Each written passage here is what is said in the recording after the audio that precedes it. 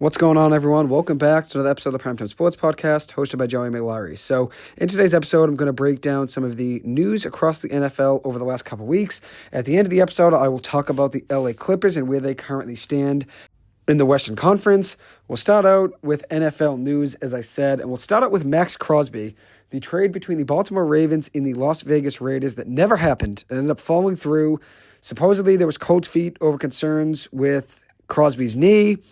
He had a torn meniscus last season. In my opinion, the Ravens backed out of this deal because Baltimore saw a weaker market for Trey Hendrickson than they expected. And they thought, okay, we can get a good pass rusher in Trey Hendrickson, still an upgrade in the pass rush side for the Baltimore Ravens, but they don't have to give up their first-round picks. They were giving up 2 first-round picks to the Raiders in this trade. So I think they saw, with it being a smaller cost for Hendrickson, considering it's just basically a free agent signing, and you're not giving up the 2 first-round picks you'd have to give up for Crosby. And then you also add in maybe there were some injury concerns with his knee. That's the reason the deal fell through. In my opinion, I think it was mainly because they saw a lesser market for Hendrickson, and they said, you know what, we can save our first-round picks, still get an upgrade in the pass rush for the next season. Hendrickson's still a very good player. He's maybe not the same caliber of a pass rusher, I would say, than Maxx Crosby, even though they're both very good players and both have been All-Pro and Pro Bowl selections. I do think Maxx Crosby is a better player. With all that being said, regardless, the Ravens chose to let the trade fall apart, and Hendrickson ended up signing a 4-year, $112 million deal with the Ravens 13 hours after the Crosby trade fell through. The Ravens say they wanted both Crosby and Hendrickson, which I think is just a way of them covering it up, in my opinion. There should be some sort of investigation into this, whether or not it ends up being true that they had injury concerns about him or that they really just saw it being a lesser cost for Hendrickson and said, you know what, we'll back out of this deal and then go get him. Regardless, there should be a due diligence done by the NFL. They should do some investigation on this. At the end of the day, there are ripple effects here with this trade falling through. The Raiders spent $281.5 million in free agency, with the idea that Crosby's $35 million cap hit would not be on the payroll for the 2026 season. Obviously, that ends up not being the case now with the trade falling through, and now they have to adjust accordingly. So we'll see what ends up happening. I do think this was the Ravens backing out of the deal because they saw a lesser market for Hendrickson, and I do think that's not really the best way to operate, especially when you have a trade that's done in principle. With that being said, trades do fall through sometimes due to medical issues when physicals are done. But I think the way that these things unfolded, I think was just a sign that the Ravens saw that they could get Hendrickson for a lesser cost, not having to give up 2 first-round picks, and that's why they pivoted and went to go get him. And they did it within 13 hours after Crosby's trade fell through, so they didn't want anybody else to go get Hendrickson during that time period. Obviously, they went out, they got aggressive, and offered him $112 million, which ended up being enough for him to want to go there and go play with the Ravens. We'll see what ends up happening there. I don't think an investigation will be done, but I do think one should be at the end of the day. Even if they find nothing and it ends up being the Ravens really did get cold feet because of the concerns with his knee, then that's understandable, but I do think an investigation should be done. Now moving on to Tua Tagovailoa, who signed with the Atlanta Falcons.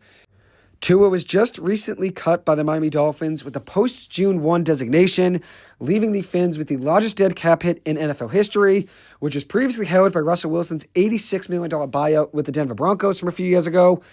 I think Tua is going to be good in Atlanta. He's going to be surrounded by good weapons, strong weapons in Drake London, Kyle Pitts, Bijan Robinson, a very strong offensive line, and then you add in the fact that the Falcons play in a dome, which will help him. Weather will no longer be a factor where he's struggling in colder weather. You also play against the Saints, who play in a dome.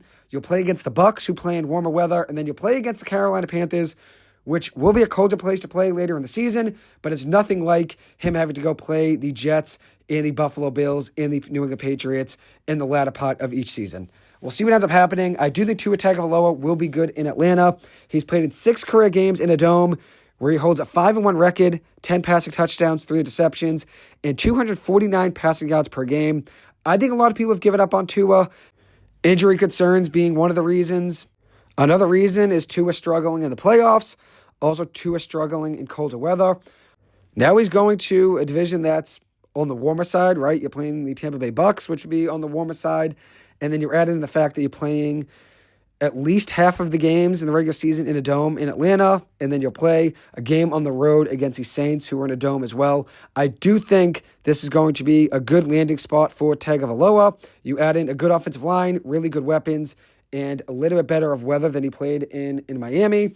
I do think at the end of the day, yeah, if you're going to go win a Super Bowl, you're going to have to play in cold weather at some point, and I think that's a valid concern. But this is definitely a better division to play in than the AFC East, where Tua and the Dolphins, at the end of the day, as much as I've rooted for Tua and I've rooted for the Dolphins, they did struggle in colder weather. That's just a fact at the end of the day. You can't deny facts. Now he's a little bit better of a chance, I think, in Atlanta to succeed than he had in Miami. We'll see what ends up happening, but I do think Tua Tagovailoa will bounce back next season with the Falcons. Now moving on to another signing, and that's Kenneth Walker III, the running back from Seattle, leaving the Seahawks in free agency to go sign with the Kansas City Chiefs on a 3-year, $45 million deal. This is a cheaper deal than I thought he would sign, especially after having a terrific postseason run for the Seahawks, where he won the Super Bowl MVP for them over the Patriots. He tallied 135 yards on the ground against a very good Pats run defense. The Patriots' rush defense was very good all year long, especially in the playoffs.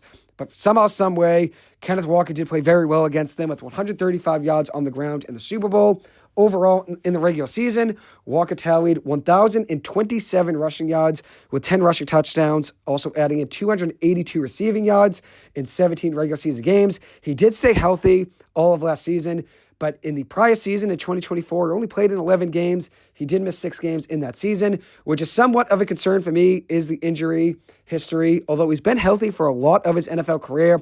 But I do think at the end of the day, you never know when a running back is going to have their production fall off and injury concerns add up more and more over time. But he is only 25 years old, and he was healthy all of last season. The injury worry is there for every player in the league. With that being said, any player can get hurt at any moment. It's a physical and it's a rough game at the end of the day. With that being said, with him only being 25, and he's a very talented player, he's going to make this offense very much a stronger offense.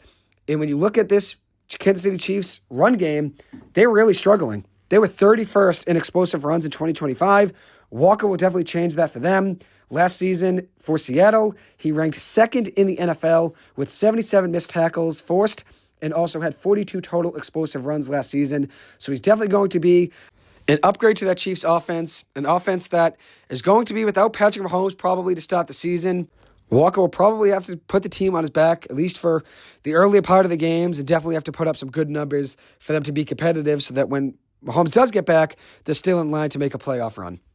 I do think this is a cheaper deal than I expected. I thought Walker would get around $17 million a year. With him signing for around $14, $15 million a year, I think it's a very good contract for the Chiefs. And considering it's only a 3-year deal, if injury concerns ever did become a thing here with Kenneth Walker III, considering it's a 3-year deal, it's a little bit easier for the Chiefs to move on from him rather than it being, let's say, a 4 or a 5-year contract. Things would definitely change. But he's only 25 years old, coming off a very good season. This is definitely an upgrade to a Chiefs offense that was looking for more speed, looking for more playmaking and talent, and that's definitely a good addition for them. Now moving on to Romeo Doubs, who signed a 4-year, $68 million deal with the Patriots in free agency. Doubs is coming off a season where he had 55 catches for the Packers, 724 yards, and 6 touchdowns. He was probably the wide receiver 2, I would say, in that Packers offense last season. He was the wide receiver 1 for some games, definitely, but Christian Watson, who was supposed to be the wide receiver 1, did miss 7 games. So I would say overall, Watson was probably the wide receiver 1, but in the games where he was out, Doubs is probably that lead receiver for them. Although the Packers offense does have a lot of talent and a lot of different receivers, we'll see how he'll do now with the Patriots offense, where he'll probably have a bigger role. He's still probably, I would say, a wide receiver 2 on a very good team. But on this team, he's probably going to be the wide receiver 1, the way that things stand currently right now. He's a good add for this Patriots offense. Drake May did need more playmaking, and I do think Romeo Doubs is a good addition for them. Moving on to Tariq Woolen, who signed a 1-year, $15 million deal with the Eagles. He had 6 interceptions as a rookie in 2022 for Seattle, but he only totaled 6 interceptions in the following 3 seasons after that. He had 41 combined tackles last year with a tackle for a loss in 2025. He's a good player with a lot of potential. I think he will shine in Philly. I think he is going to have a bounce-back year, and he's going to make that secondary better. I think that's a very good addition for them. Tyler Linderbaum, the center from the Ravens, signed a 3-year, $81 million deal with the Raiders, a hefty contract for an interior offensive lineman. He's turning 26 years old, still young, and has been a top center in the NFL since the day he stepped into the league. He has a 87 PFF overall grade, which ranks fourth among all centers since he stepped into the league. He's only trailing Creed Humphrey, Frank Ragnow, and Jason Kelsey. So obviously you're in a very good class there with three very good players. He has an 91.2 PFF run blocking grade, which ranks third since the time he stepped into the league, behind only Humphrey and Ragnow. This is a great addition for that Raiders offense. Now the Raiders have a new head coach, Clint Kubiak, who is the Seahawks offense coordinator.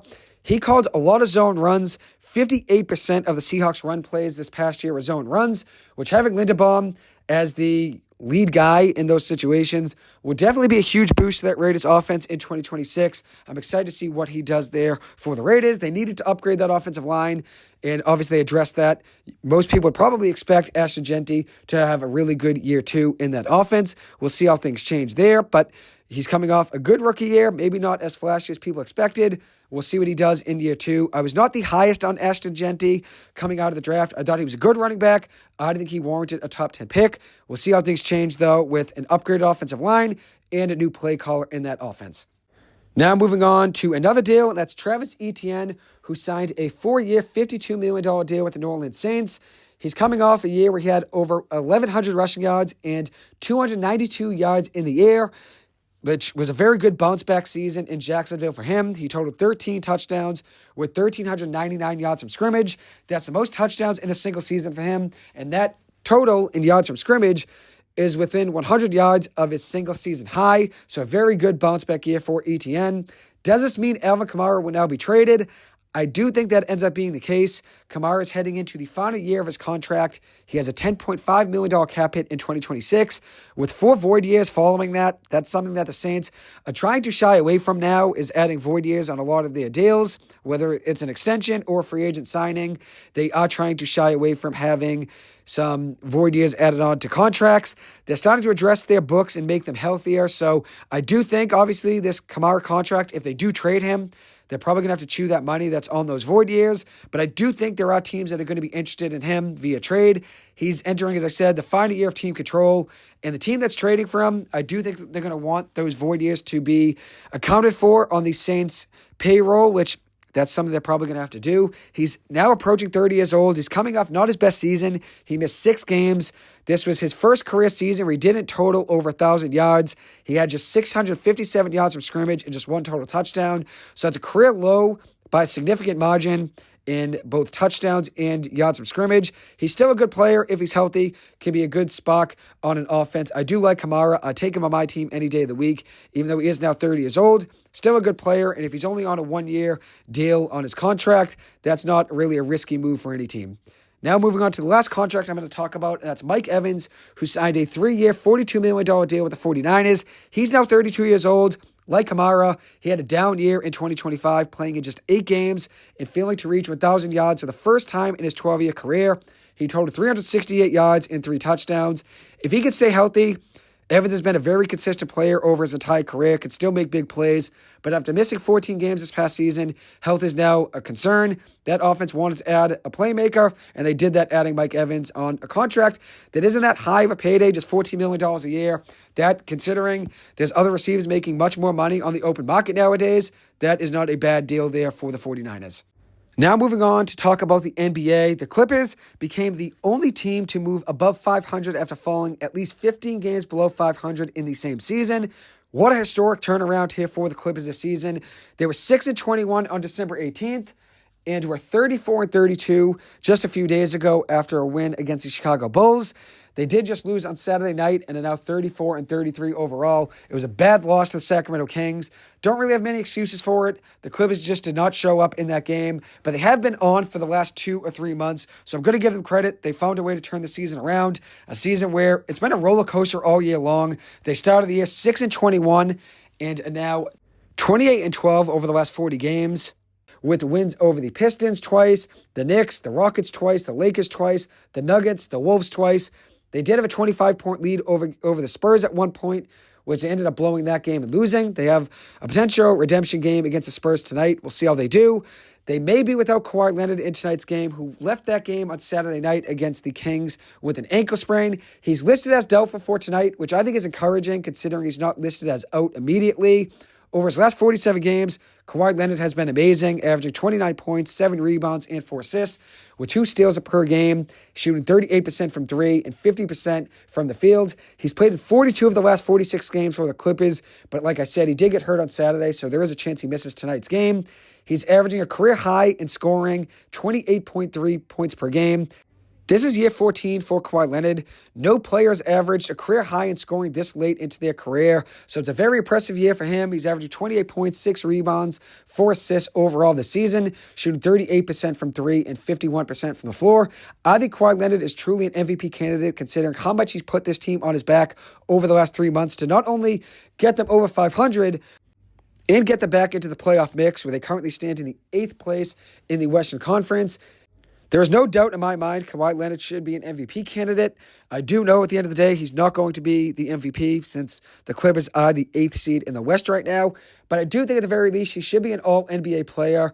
With that being said, he only can miss 3 more games before he misses the 65-game minimum, which you need to be an all-NBA player or win an MVP award. It is discouraging considering there's a lot of players that now won't meet that criteria, 65 games. I do think the NBA should address that after the season's over with. The 65-game minimum, I do think made sense to make sure players aren't just missing games due to load management. But when a player has a valid injury, and that's the reason they're missing a game, I don't think they should be penalized at the end of the day. And with the 65-game minimum, that means you're going to have award winners and also all-NBA selections be players that maybe shouldn't deserve it just because players above them that deserve it a little bit more aren't reaching that 65-game minimum. So I do think it's taking away some value from the players that are deserving of getting those awards. Kawhi Leonard has been terrific this season, very fun to watch, and I think this year, just watching him play, has been so special because now he's not only brought the Clippers back to being a team that could finish over 500 despite being 15 games under 500 at one point in the same season. It's very impressive what he's been able to do. It's just been very fun to watch him play. I do think not only is he still a top 5 player in the NBA, he's rising up the ranks in all-time players. Just watching him play right now, I think Kawhi Leonard, the way he's been playing this year and how special he has looked, he's a top 20 player in NBA history in my eyes. And I'm fine saying that. I do think Kawhi Leonard is a top 20 player in NBA history. To put up these numbers at age 34 is something that should not be overlooked, especially with all the injuries that Kawhi Leonard's had in his career and all the criticisms he's faced for missing games.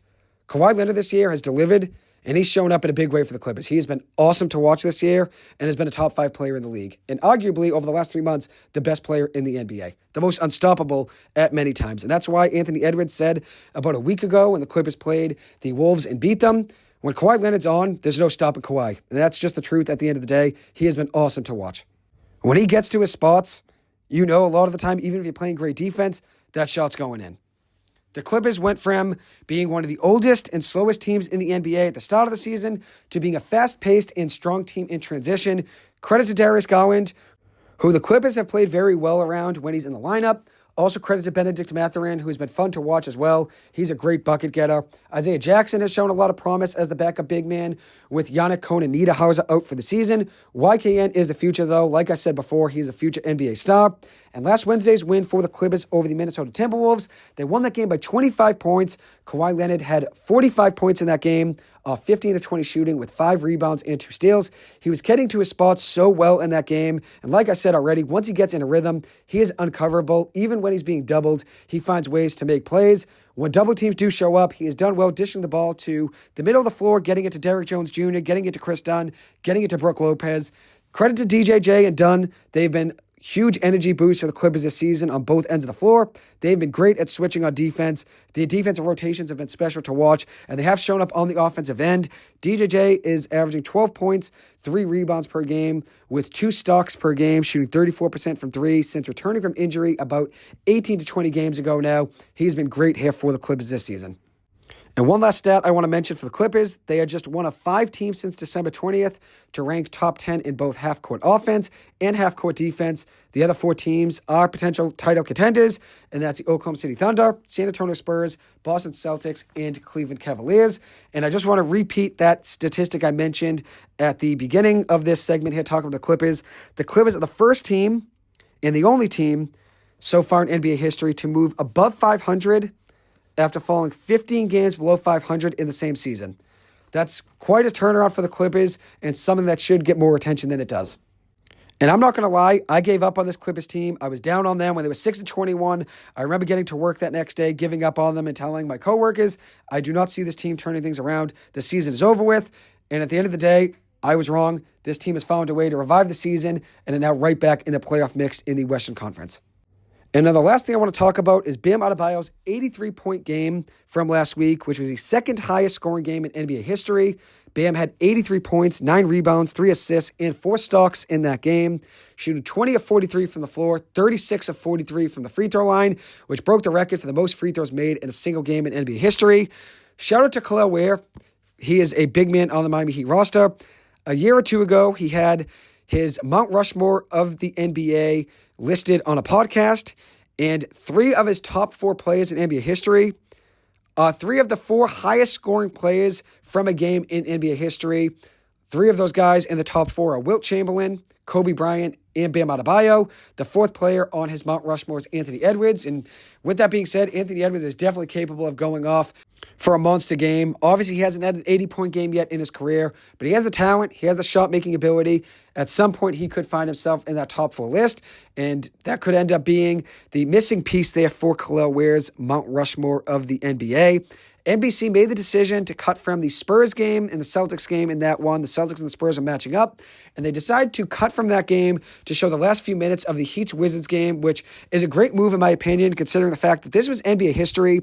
No matter what people say, no matter if you believe it was stat padding, which I agree, the fourth quarter was stat padding, especially with Miami players fouling Washington players to get the ball back in the last 3 or 4 minutes. I get that is stat padding, but in reality, it is still very, very impressive to score that many points. And if any player in NBA history had around 70 or 75 points heading into the fourth quarter or in the fourth quarter of an NBA game, every player would want to go for that record. It is a historic game at the end of the day. And to have a game where Bam Adebayo finishes with 83 points and his second all-time in NBA history in single-game scoring, that's just something that shouldn't be disregarded. I understand that there were stat padding components to it. Bam Adebayo was telling his teammates not to foul in the last 3 or 4 minutes. Obviously, they ended up doing so, just like when there was an offensive rebound, they could kick it back out to him. They always found a way to get him the ball. And a lot of people talk about those free throws and say 36 made free throws in a game is disgraceful. At the end of the day, the Wizards were fouling him. They were double-teaming him, trying to make sure he didn't get the ball. And then even when he got the ball, they were still finding ways to foul him, which kept putting him at the free throw line and kept giving him the position to not only score points, but do it with the clock stopped and while he could get some rest in between each free throw. So you can't discredit that. I know people say it's stat padding, and I understand that. But every player in NBA history, anybody that's a basketball fan, if they had 70 points and they were in an NBA game, or if there was somebody on their favorite team that had that many points in the fourth quarter, everyone would have wanted to go for that record, whether it's your favorite player or it's yourself in a game. Everybody would want to go for that. So you can't fault Bam Adebayo for that. You can't fault his teammates for wanting to get that. I know a lot of people talk about it being stat padding, but at the end of the day, regardless, it is still very, very impressive to score 83 points in a single game, especially in today's day where NBA athletes are so much quicker and so much more athletic than I feel like they were in years past. It's very, very impressive. So congratulations to Bam Adebayo on that big-time milestone and accomplishment. Anyways, that'll wrap up this episode. Thank you guys so much for taking the time to listen to this.